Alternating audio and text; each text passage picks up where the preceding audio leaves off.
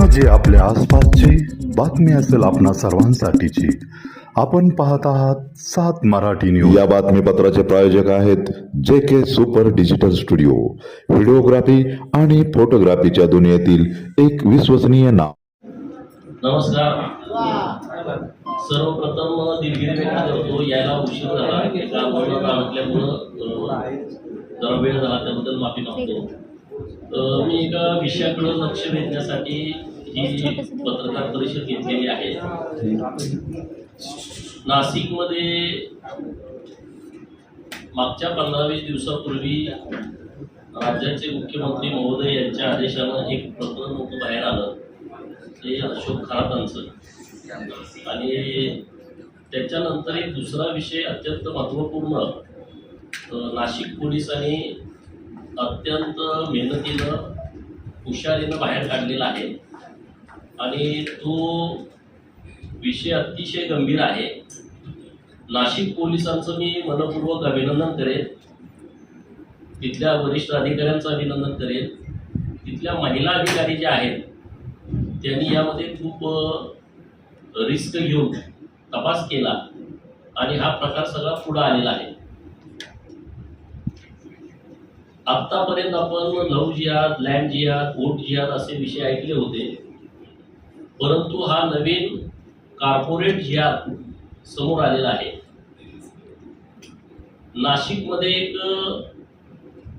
नावाजलेली कंपनी आहे जी इंटरनॅशनल पहिल्या 3-4 कंपन्या ज्या आहेत त्यामध्ये त्या कंपनीचं नाव आहे। मी आता जाणून नाव त्या कंपनीचं घेत नाही, परंतु अशा एका कंपनीमध्ये हा प्रकार घडलेला आहे।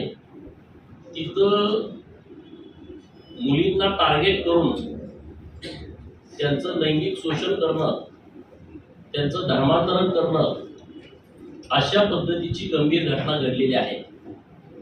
ही जी कंपनी आहे त्यामध्ये जवळपास 130 कर्मचारी काम करतायत। बहुतांश मुली या कंपनीमध्ये वेगवेगळ्या चांगल्या पदावरती काम करत होत्या आणि या मल्टीनॅशनल कंपनीमध्ये जे टीम लीडर आहेत, TL पदावरती जे काही जिहादी प्रवृत्तीची मुलं बसलेली आहेत, त्यांनी ठरवून हिंदू मुलींना टार्गेट केलेलं आहे। मुळात हे प्रकरण बरेच दिवस सुरू आहे। मुलींनी काही नोकऱ्या सोडल्या, बदनामी होईल या कारणानं मुली धाडसानं पुढे येत नव्हत्या। असंख्य मुलीवरती अन्याय झालाय, परंतु त्यातल्या 9 मुली या समोर आल्या, त्यांनी फिर्याद दाखल केली आहे।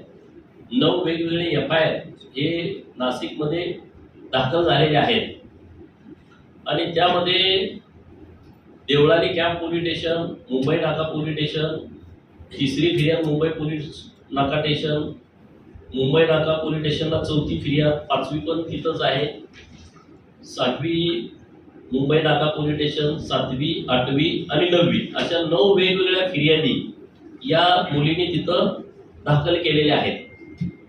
आता हे जे सगळं प्रकरण आहे, हे प्रकरण अतिशय गंभीर आहे आणि म्हणून सरकारने तात्काळ SIT स्थापन केलेली आहे। माननीय मुख्यमंत्री महोदय देवाभाऊंचं आणि तिथल्या वरिष्ठ अधिकाऱ्यांचं मी विशेष अभिनंदन करेन। आता हे प्रकरण कसं घडलंय, कसं केलंय ह्या लोकांनी, हे जे टीम लीडर लोक आहेत त्यांना टास्क ठरवून दिलेला आहे आणि हे जे टीम लीडर आहेत मुलींची मुलाखत घेण्यापासून त्यांना नोकरीला कुणाला लावायचं, शिफारस कुणाची करायची, एकदा मुलगी नोकरीला लागली तर तिला माझ्यामुळे तुला नोकरी लागलेली आहे, त्या मुलींना परत कंपनीतून वेगवेगळे दबाव टाकून तुला कामावून काढून टाकेल, तिला समजा सुट्टी पाहिजे तर सुट्टी द्यायची का न द्यायची, दिली तर मग मी तुला सुट्टी दिली, त्या मुलींना वीकेंडला फिरायला घेऊन जायचं, वेगवेगळ्या रिसॉर्टला घेऊन जायचं, आता इकडे इमॅजिका सारखं आहे त्या ठिकाणी घेऊन जायचं, असं ठरवून हे सगळं रेकॉर्डला आलेलं आहे। याच्या FIR सगळ्या झालेल्या आहेत। हे प्रकरण अतिशय गंभीर आहे। या प्रकरणामध्ये जे जिहादी प्रवृत्तीची मुलं आहेत त्या सगळ्यांनी एक तर प्रसंग असा घडला, इमॅजिकाला सगळ्या मुलींना घेऊन जायचं यांचं प्लॅन ठरलं. सर्व मुली तिकडे गेल्या नाहीत. चुकून एक हिंदू मुलगी इमॅजिकाला त्यांच्यासोबत गेली. त्या मुलीला त्यांनी बरोबर जाळ्यामध्ये ओढलं. 1, 2, 3 मुलांनी त्या मुलीवरती अत्याचार केला. तिचे व्हिडिओ तयार केले. व्हिडिओ व्हायरल करेन किंवा याच्याशी रिलेशन आहे ते तुझ्या घरी सांगेल म्हणून दुसऱ्याचं आणि पहिल्याचं रिलेशन आहे म्हणून तिसऱ्यानं असं त्या एका मुलीवरती तिघांनी अत्याचार केलाय. एका मुलीला त्यातल्या असं निदर्शनास आलं की तिला मलेशियाला विक्री करण्याचं प्लॅनिंग पण या ग्रुपमधल्या मुलांनी केलेलं आहे. हे सगळे आता जे प्रकरण आहे ते प्रकरण अतिशय गंभीर आहे. मुळामध्ये काही मुली जर समजा ड्युटीवर आल्या नाही तरी आईला फोन करायचं. ती काय बालवाडीत मुलगी आहे का पहिलीत आहे का दुसरीत आहे, तुम्ही पालकांना फोन करताय. आईचे नंबर तुमच्याकडे कसे काय आले, आईला तुम्ही फोन करण्याचं कारण काय. हे जे सगळं प्रकरण आहे हे प्रकरण अत्यंत नियोजनबद्ध केलेलं आहे आणि IT सेक्टरमध्ये होतंय, एवढ्या मोठ्या कंपन्यामध्ये होतंय. यामध्ये सबी शेख, आसिफ आफ्ताब, शाहरुख कुरेशी, रजा मेमन, दानिश शेख, तोसिक अत्तार हे सगळे आरोपी आहेत. पुण्यामध्ये त्यांचं मेन ऑफिस आहे. पुण्यामध्ये जे HR आहे ती खरं तर हिंदू मुलगी आहे आणि तिनं या सगळ्या गोष्टीला पाठबळ दिलंय. म्हणजे आता आमची मागणी पोलिसांच्याकडे हीच आहे की ह्याचे धागे दोरे जिथपर्यंत आहेत की HR मुलगी आहे तिथपर्यंत गेलं पाहिजे. तिचा जर यामध्ये सहभाग असेल तर तिच्यावरती कारवाई झाली पाहिजे. आणि मग हे महिला दिनाच्या दिवशी गिफ्ट देणं, अन्य वाढदिवसाला गिफ्ट देणं, त्यांना पार्ट्या देणं, मोठमोठ्या रिसॉर्टवरती बोलवणं, तिथं ड्रग्सच्या पार्ट्या करणं, ज्यांनी विरोध केला तर त्यांना परत टार्गेट करणं, मुलींना तिथं त्यांना वेगवेगळे कमेंट्स देणं कंपनीमध्ये इकडं तिकडं जात असताना, म्हणजे अतिशय गंभीर बाब आहे. आणि मग आमची मागणी अशी आहे की या प्रकरणामध्ये जर संघटितपणे जर गुन्हेगारी झाली असेल तर मकोक अंतर्गत या सगळ्या ग्रुपवरती कारवाई झाली पाहिजे. आता मी पुण्यामध्ये प्रेस घेण्याचं कारण काय आहे, नाशिक हे काय IT हब नाही आहे. नाशिकमध्ये IT कंपन्या आहेत पण त्यांचं प्रमाण काही इतकं पुण्या इतकं नाही, मुंबई इतकं नाही, ठाणे इतकं नाही. आणि म्हणून पुण्यामध्ये तर ITचं हब आहे. शिक्षणाचं जसं माहेरघर आहे तसं हे ITचं हब आहे. आणि मग अशा कंपन्यामध्ये जर आपल्या मुली काम करत असतील आणि त्यांना जर ठरवून कुणी टार्गेट करत असेल तर कंपन्यांचे जे प्रमुख लोक आहेत त्यांनाही माझं आव्हान आहे की बाबा असं काही तुमच्या कंपनीमध्ये घडतंय का हे तुम्ही तपासण्याची आवश्यकता आहे. त्या कंपन्यामध्ये अशा मोठ्या पोस्टवरती जे डिग्र्या घेऊन आलेल्या आहेत त्यांच्या डिग्र्या चेक करण्याची आवश्यकता आहे. वेगवेगळ्या देशातल्या वेगवेगळ्या राज्यातल्या त्या डिग्र्या द्यायच्या, त्या खऱ्या आहेत की त्या खोट्या आहेत. आणि मग अशा मोक्याच्या जागेवरती बसायचं की जिथं तुम्हाला प्रभाव टाकता येईल. असं प्रभाव टाकण्याच्या ठिकाणी असं नाशिक सारखं कुणी अधिकारी बसलेले आहेत का की जे हिंदू मुलींना टार्गेट करत आहेत, करत असतील.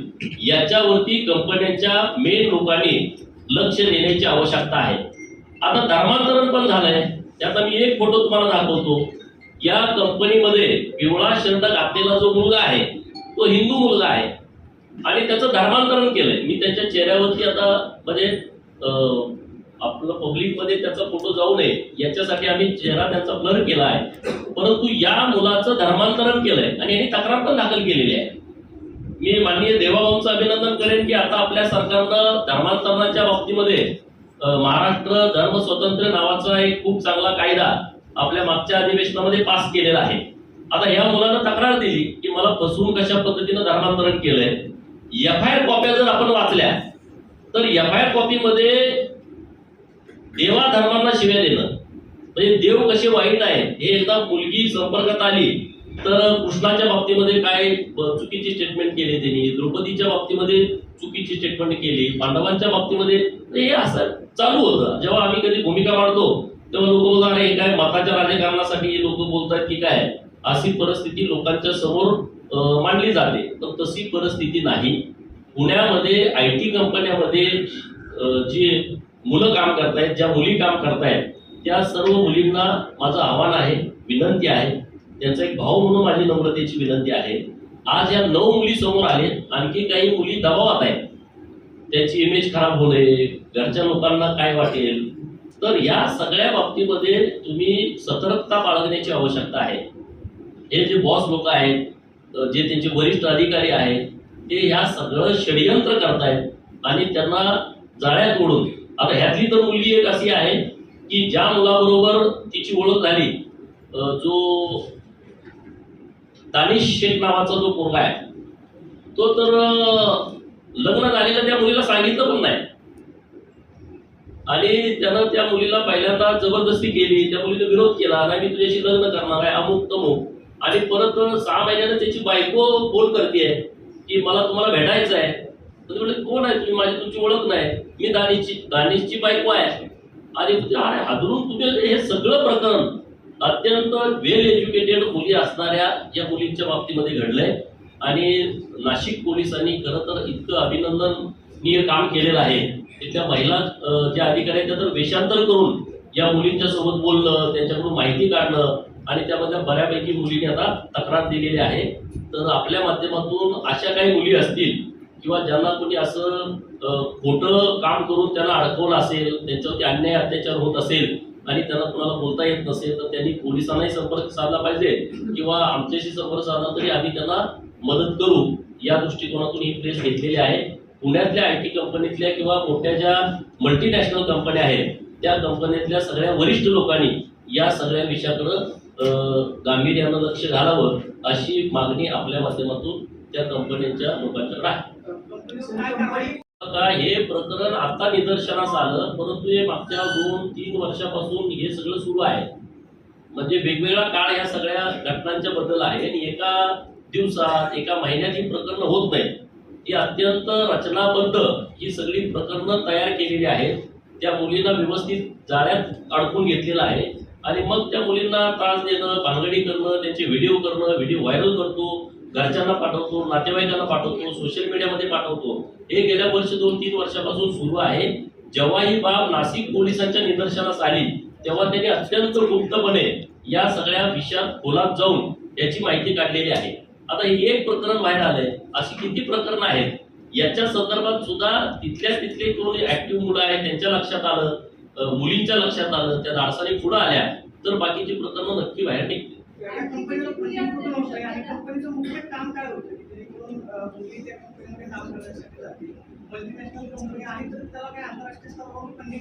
नाही, आंतरराष्ट्रीय स्तरावरून या कंपनीला फंडिंग होत असेल असं माझं अजिबात म्हणणं नाही. नावाजलेली कंपनी आहे, मी जाणीवपूर्वक नाव घेत नाही, परंतु हे सगळं खालच्या लेवलला कंपनीचा रोल त्यामध्ये फार नसणारच आहे. परंतु यामध्ये जे कर्मचारी पदावरती गेलेले आहेत त्या कर्मचाऱ्यांच्या माध्यमातून हे सगळं घडलेलं आहे. आणि त्यामुळं इतर कंपन्यामध्ये जर असे कुणी अशा प्रवृत्तीची लोक असतील ज्यांची मानसिकताच चुकीच्या पद्धतीची आहे किंवा टार्गेट ठेवून मुलींना लक्ष बनवणं आणि त्यांच्यावरती अन्याय अत्याचार करण्याची भूमिका आहे, असे कंपनीमध्ये जे वरच्या पोस्टला लोक आहेत त्यांच्याबद्दल व्यवस्थित माहिती कंपनीच्या लोकांनी पण घेणं आवश्यक आहे. या कंपनीमध्ये टीम लीडर तुम्ही सांगितलं 6 एका धर्माचे होते. टोटल टीम लीडर किती होते? एका धर्माचे किती होते आणि ठरवून कोणी त्यांची भरती केली होती का? त्यांच्यामध्ये कोण आहे? नाही, याच्यामध्ये आता पोलिसांनी जाण्याची आवश्यकता आहे. 130 एकूण कर्मचारी आहेत आणि मग त्यात काही टीम बनवलेल्या आहेत. तर हे जे 5-6 लोक आहेत ते वेगवेगळ्या टीमचे प्रमुख होते. तर आणखी काही लोक आहेत का याचा तपास पोलिसांनी व्यवस्थितपणे करावा अशी मागणी आहे. आपल्याकडे विशाखा समिती स्थापन करण्याचं कंपल्शन आहे. तर कंपन्यांमध्ये जर हे होत नसेल की तक्रारींसाठी किंवा निवारणासाठी किंवा इंटरनल ह्याच्यासाठी काय आपल्या माहिती घेण्यासाठी किंवा तक्रारींसाठी, तर मग तुम्ही तशी मागणी करत आहात का हे तपासण्यासाठी पोलिसांना की तुम्ही तपासलं पाहिजे? आपल्याकडे जसं आपण घराचं रजिस्ट्रेशन करतो की पोलिसांना कळवणं बंधनकारक आहे, तसं समितीचा कोण प्रमुख आहे काय तुम्ही त्या पोलीस स्टेशनला कळवणं त्या एरियातले असं काही बंधनकारक करण्याचं माझी मागणी करणार. नाही, याच्याबद्दल काय वेगवेगळ्या शाखा असतात तर त्याच्यामध्ये सगळीच लोक पोचतात असं होत नाही. परंतु याबद्दल जरा व्यवस्थितपणे यातली जे तज्ज्ञ मंडळी आहे, महिलांच्यासाठी काम करणाऱ्या ज्या भगिनी आहेत त्यांच्यासोबत व्यवस्थितपणे चर्चा करून आणखी काय पुढे करावं लागतंय का हे त्यांच्याकडून जरा व्यवस्थित माहिती घेऊन तशा पद्धतीची मागणी आम्ही सरकारकडे करू. अरे ही फार मोठी कंपनी आहे, कंपनी जाऊ द्या, कंपनीचा विषय सगळीकडेच. हे प्रेस घेण्याचं कारणच हे आहे की कंपन्या तर खूप आहेत काम करणाऱ्या, मोठमोठ्या कंपन्यामध्ये या मुली सगळ्या काम करतायत. या आता एका कंपनीतला विषय पुढे आला, अन्य कंपनी कंपनीचा मी तुम्हाला खाजगीत पण बोलेल, तुम्ही होणार आहे या कंपनीचं नाव घेऊन तुम्ही पण म्हणा. प्रत्येक ठिकाणी जर एवढी मोठी मल्टीनॅशनल कंपनी असेल तर विशाखा समिती असणारच. नाही, समिती असेल, समिती आहे की नाही याची माहिती घेऊन तिथं त्यांच्यापर्यंत हा विषय आला होता की नव्हता करण्याची मागणी करणार का? कंपल्शन करण्याची मागणी करू. त्या तुमची जी सूचना आहे माहिती द्यायची. प्रत्येक मल्टीनॅशनल कंपन्यामध्ये ही शाखा आहे की नाही, शाखा असेल तर ती कार्यान्वित आहे की नाही, तर याच्याबद्दलचं कंपल्शन करण्याच्या संदर्भातलं पत्र हे निवेदनच माननीय मुख्यमंत्री महोदयांना देणार आहे. तर पुढच्या 2-4 दिवसामध्ये आम्ही ते निवेदन देऊ. निवेदन दिल्यानंतर त्याची माहिती तुम्हाला देऊ. पडळकर साहेब, राज्याला महिला आयोग जे पद आहे ते रिक्त आहे, तुम्ही या मुलींची काळजी करताय, आवाज उठवताय. हाच आवाज पडळकरांनी अशोक खरातांच्या वेळी उठून राज्य महिला आयोगाच्या विरोधात पत्रकार परिषद घेतली असती का? आणि घेतली होती ना, तुम्ही ऐकलं नाही वाटतं? अशोक महाराज तुम्ही बातमी चालवली नाही वाटतं, मी बोलले. चाकणकरांच्या बघा, विषय समजून घ्या. अशोक महाराजांच्या बद्दल मी भूमिका मांडली होती आणि ते काय सगळ्यात माननीय मुख्यमंत्री महोदयांनी लक्ष घातलं म्हणून अशोक महाराज जेलमध्ये आहे, नाहीतर आता ते कुठे तर भेटावं असेल. मला कुणी जर सांगितलं की त्यानं कुठलं भेट खरेदी केलंय, तर बंधुगिरीला समर्थन आम्ही कधी करत नाही. कारण हा महाराष्ट्र छत्रपती शिवाजी महाराजांचा आहे, महात्मा ज्योतिबा फुलेंचा आहे. इथं खंडोबा, बिरोबा, मापोबाई, ज्योतिबाचा हा महाराष्ट्र आहे. संत ज्ञानेश्वरांचा, तुकारामांचा महाराष्ट्र आहे. बंधुगिरीला इथं प्राधान्य कधीच नाही दिलं. आणि असा अशोक खरातांसारखे नीच प्रवृत्तीची माणसं आहेत, त्यांच्याबद्दल तर आम्ही भूमिका ठामपणे मांडलेली आहे. त्यामुळे आता महिला आयोग रिक्त आहे, तर सरकार भरत योग्य संधी महिलांना देईल. त्यांची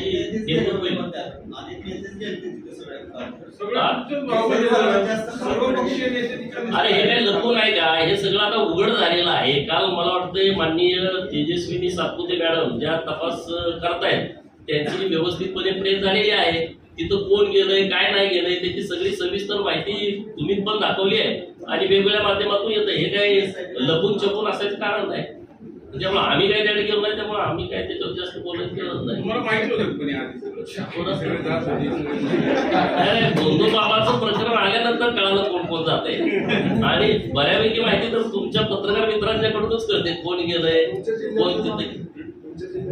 नेते पण येते सगळ्यांचे फोटो आहेत. जी नावं आम्हाला माहिती नाही, तुम्हाला माहिती आहे ती कोणती आहेत? बघा, मी नाव घेण्याची गरजच नाही, तुम्ही दाखवलंय सगळं. तुम्ही जे दाखवताय ते जे आम्हाला माहिती नाही ती नावं आम्हाला माहिती आहे.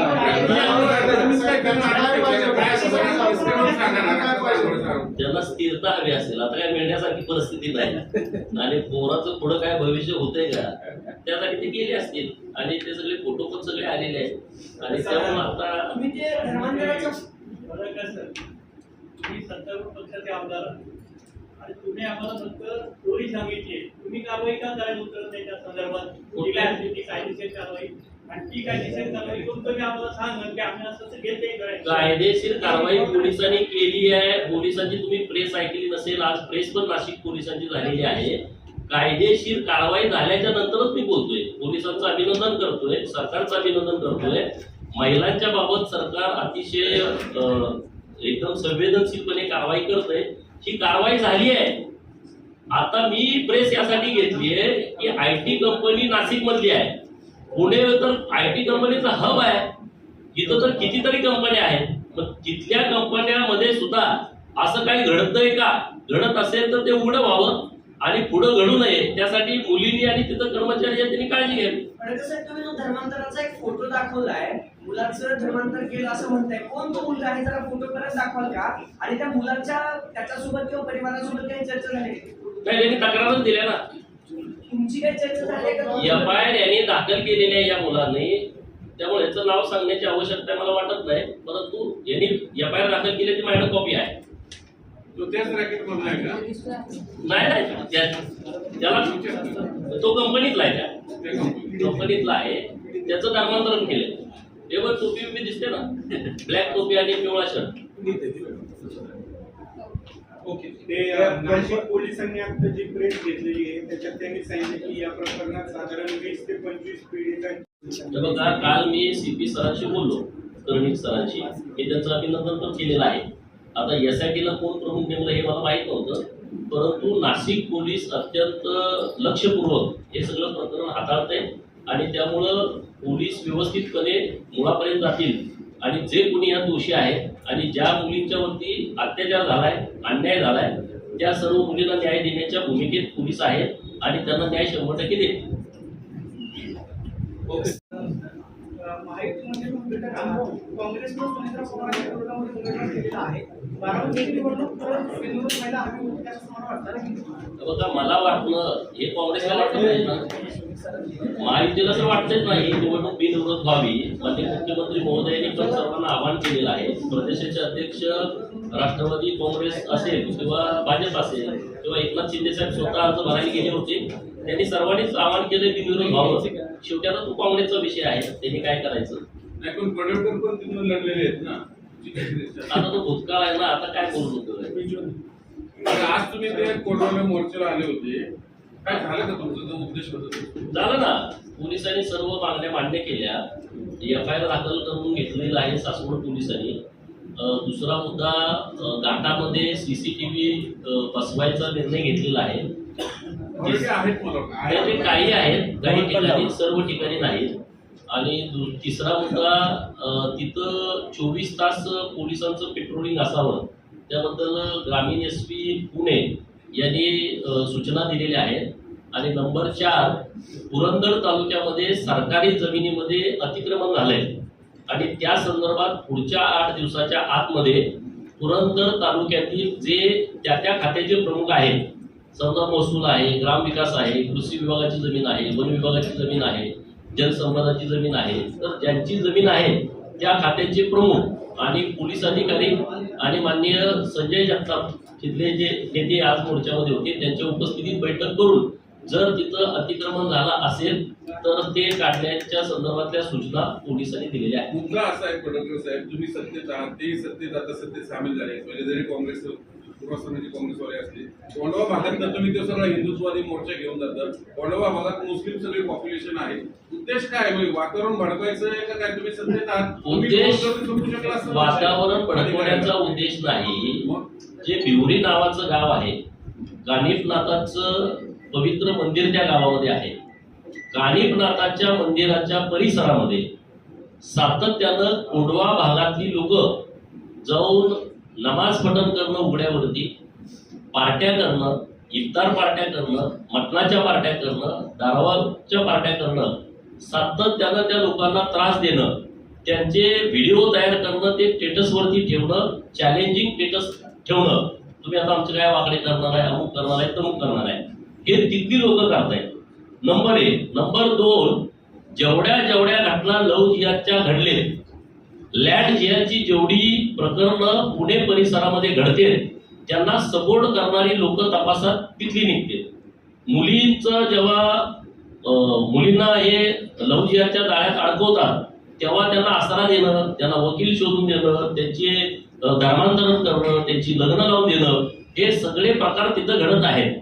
त्यामुळं सातत्यानं त्या परिसरातून अशा कारवायांना पाठबळ मिळत असेल तर मग हिंदू समाजाने कुठवर गप बसायचं? मग तुम्ही जर आरे म्हणला तर कुणीतरी काळे म्हणणार, तुम्ही जर आहो म्हणला तर कावो म्हणणार. तर ही या परिस्थितीत आज तो मोर्चा आयोजित केला होता. त्यामुळे इथून पुढच्या काळामध्ये बिवरी परिसरामध्ये जर कोणी कोंढवा परिसरातून लोक जाऊन अशी हुल्लडबाजी किंवा चुकीचं काम केलं तर जशाच तसं उत्तर द्यायच्यासाठी हा मोर्चा होता. तुम्हाला मराठा समाजाला एक निवेदन दिले आज, काय त्या निवेदनात सांगितलंय? छत्रपती शिवरायांची बाजू तुम्ही तुमच्या पॉलिटिकल अजेंडासाठी वापरता असं काहीतरी निवेदन असं काय नाही, निवेदन तर दिलेलं आहे मला.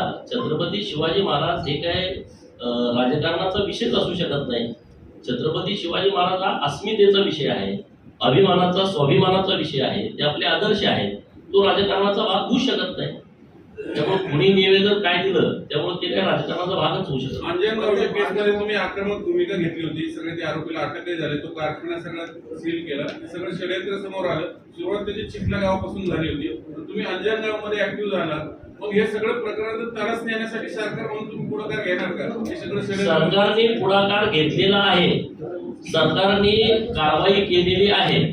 सरकारने हे सगळ्यांच्या समोर आणलं. जो पुतळा बसवत होता त्याचाच पुतळा बनवायचा कारखाना आहे. तो पुतळा 30,000 रुपये मध्ये तयार करतो. तो 1.5 लाख रुपयाला विकतो. आणि तो पुतळा कसा बसवायचा, पोलीस प्रशासन आल्यानंतर आंदोलन कसं करायचं हे सगळं केलेलं आहे.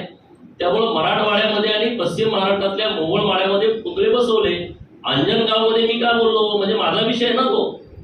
अंजनगावच्या आमच्या महाराजांना तुम्ही जर 2-2, 3-3 दिवस उपोषणाला बसवणार असाल आणि अखंड धनगर समाजाच्या शिवभक्तीवरती जर कोणी शंका घेणार असेल तर मग तुम्ही काय गप्पू असू. मी त्याच्यावरती भूमिका मांडणार आणि त्यामुळे मी एकदम रोखठोक भूमिका मांडलेली आहे. आणि जर पुढे अशी कोणी वेळ आणली तर मी त्यात भूमिका मांडणार. जो विषय माझ्याकडे आला त्यातच मी बोलणार ना. जो विषय माझ्याकडेच येत नसेल मी त्यावर कसं काय बोलेन. हिंदुत्ववादी नेते, कधी धनगर नेते, नेमकी तुमची ऑल इन वन आहे. ऑल इन वन असं काय नाही. मला काय बंधन नाही. मी सगळ्या विषयात बोलतो. जो विषय माझ्याकडे येतो त्या विषयामध्ये मी आहे. जेव्हा हिंदूंचा विषय येईल तेव्हा मी हिंदू आहे. जेव्हा धनगरांचा विषय येईल तेव्हा मी धनगर आहे. जेव्हा ओबीसीचा विषय येईल तेव्हा मी ओबीसी आहे. जेव्हा वंचित लोकांचा विषय तेव्हा मी वंचित आहे. त्यामुळे मला काही असं बंधन नाही मी कुठला विषय घ्यावा. मला काही नियम अटी लागू नाही. सामान्य नागरिकांचे विषय घेणार का मध्यमवर्गीय म्हणून? एलपीजीच्या वेळेस सगळ्याच्याच घेतो. नाही दिसले शेतकऱ्यांच्या मी 500 किलोमीटर रोज फिरतो. मला डिझेलचा कुठे समस्या आली नाही. गॅसचा पण विषय समजून घ्या. गॅसच्या विषयामध्ये मुख्यमंत्री मोदींनी आवाहन केलं तुम्ही घाबरू नका. ज्यांच्या घरात एक गॅस सिलेंडर शिल्लक आहे तो तुम्हाला 2 पाहिजे 3 पाहिजे. ज्यांच्या पेट्रोलची टाकी 10 लिटरची आहे तो 20 लिटर केला देऊन घरात घेऊन ठेवायला लागलाय. असं कसं होईल. सर्वांना आवाहन केलंय. सरकारची जबाबदारी आहे ना. सरकार सक्षम खमका आहे ना की बाबा तुम्हाला गॅस नाही आम्ही गॅस उपलब्ध करून देऊ. मी 2 वेळा माझ्या मतदारसंघामध्ये बैठक घेतली. त्या लोकांना समजून सांगितलं की बाबा असं नाही आहे. तुम्हाला या ज्या अफवा उठत आहेत गॅस नाही म्हणून त्या सगळ्या लोकांची झुंबड उडाली. आता तर चिंता करू नका. आता सगळी व्यवस्थित गॅसच्या संदर्भामध्ये परिस्थिती केंद्र सरकारनं हाताळलेली आहे. त्यामुळं कुठल्या विषयावर खरोखर विषयात तर बोलू ना आम्ही. विषयच नाही मग कुणीतरी अफवा उठवायची कुणीतरी गॅस ते फोटो घ्यायचा आणि आंदोलन करायचं त्याला काय होणार आहे. आता तुम्ही म्हणला मी ऑल इन वन आहे. आता या सगळ्या झेडपी पंचायत समितीमध्ये अनेक ओबीसी जागा कुणबी दाखले देऊन खाल्ल्या गेल्या. साताराचं उदाहरण तुमच्या शेजारी आहे. नगरचं आहे. त्याच्यावर आवाज नाही उठवला. तुम्ही बघितलेलं नाही होते. मी त्याच्यावरती आवाज उठवला. माझी प्रेस पण झाली आणि मी पुराव्यानिशी तक्रार दाखल केली माननीय मुख्यमंत्री महोदय. होणार की नाही? 100% होणार. मी पुराव्यानिशी जिथं ओबीसी आहे आणि जे कुणबी नोंदी आहेत ओरिजिनल आहेत त्याबद्दल आमचा आक्षेप नाही. खाडाखोड करून चुकीचे दाखले काढून जात प्रमाणपत्र घेऊन ज्यांनी निवडणुका लढवल्या त्याच्या विरोधात भूमिका घेतली आणि मी असं पण ठाम मत मांडलं 99% बोगस दाखले आहेत. 99%. त्यामुळे असा काही विषय नाही आणि मी त्याचा पाठपुरावा करतोय स्वतः. बारामती पोटनिवडणुकीत तुम्ही निवडणूक पण लढवली. प्रचार करायला जाणार आहे का माहितीच्या विरोधात?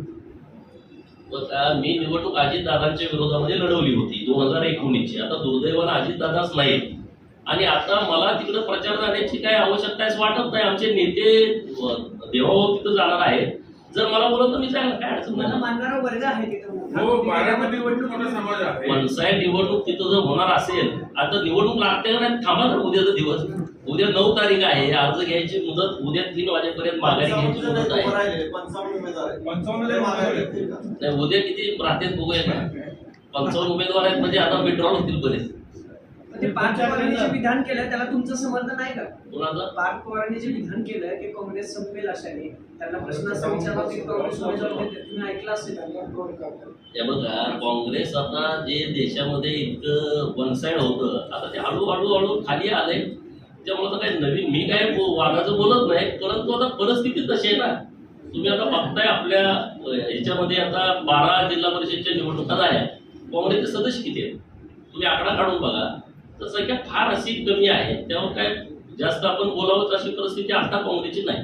ते बारामती पोटनिवडणूक बारामतीची होते ते काँग्रेसनं उमेदवार विरोधात दिलाय म्हणून पार्थ पवार म्हणतात की काँग्रेसचा डाऊनफॉल चालू होईल या मताशी तुम्ही सहमत आहे? पार्थ पवारांना विचारांना तुम्ही का स्टेटमेंट केलंय, पण मी काय सांगतोय की काँग्रेसची परिस्थिती पूर्वीसारखी राहिली नाही हे रिझल्ट मध्ये दिसतंय ना.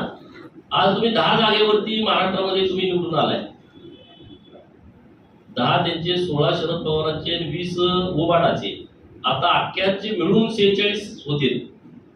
किती होते? 10, 10, 20, 30, 40 आणि 46. आता त्यामुळे आपण त्याच्यावर काय बोलायची गरजच नाही ना. लोकांनी कृतीतच दाखवले ना. ओके, धन्यवाद.